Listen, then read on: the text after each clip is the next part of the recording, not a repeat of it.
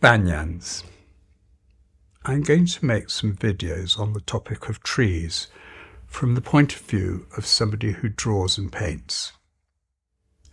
Well, of course, really, I mean my own point of view. And this one is about a couple of banyan trees. For many people, banyans are sacred, hence they have the botanical name of Ficus religiosa.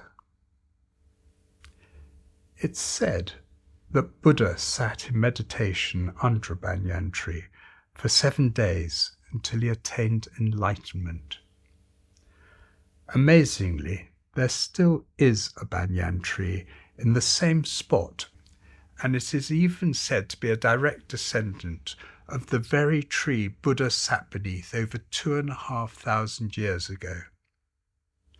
I'm not a Buddhist, but I too feel a strong connection to banyans. There are many of them in Hong Kong, where I was born and spent my early youth. They grow everywhere, particularly into stone retaining walls, and they help stop the crumbling geology of the mid-levels sliding down the hill and destroying the city, something they're prone to do. I recently read that if Hong Kong was abandoned, it would be taken over by banyans in a few hundred years. Back then, I was a choir boy at St. John's Cathedral. Every Thursday I went for choir practice and to stuff myself with cream buns at tea. And on Sunday we all went back to sing at the Eucharist. Near the cathedral, I think it was at the top of Battery Path, I'd see men performing Tai Chi, a martial art we knew as shadow boxing. They would go through their extraordinary, slow, even movements under the shade of the banyan. The trees themselves were as fascinating to look at as the martial arts practitioners. Studying them, you could see that they'd sent branches vertically down to earth, where they magically became rooted, forming shapes that made them look like Siamese twins to the tree they grew from. As a child, I loved to search out butterflies, dragonflies, and other insects.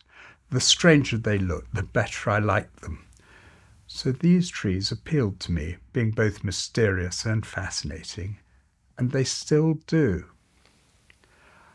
I went back to Hong Kong not that long ago. It's a very different place. But I was happy to see that Central District hadn't changed too much. However, memories exist in another dimension, and as is the way with these things, what I think may have been that particular tree is much smaller. Nowadays, there's another banyan I've become attached to. It's in Barbados, the other side of the world to Hong Kong. Each time I see this tree, I feel that I know it a little better, and my mind quietens, and part of me returns to that spot by the cathedral. But the shadow boxers are no longer there. Nor do I carry my butterfly net and empty specimen box for collecting insects. It reminds me of the opening line of L.P. Hartley's novel, The Go-Between. The past is a foreign country. They do things differently there. This year, in a quest to understand this strange but familiar connection to my new friend, I did a small painting.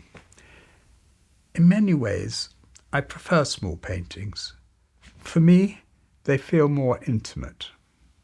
I spent a wonderful couple of mornings exploring the trunks and descended rooted branches that may be new trees, an extension of the original tree, or both at the same time, and doing so became immersed in this parallel world, a world that exists whether we look at it or not, but will allow us in should we choose it. People find it hard to believe that enlightenment is a thing. After all, not all Buddhists are peace-loving. Some I've met have been masters of passive aggression.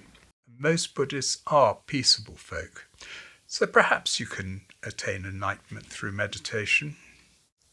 Alternatively, I recommend spending a few hours painting a tree. Take 7 days if you like.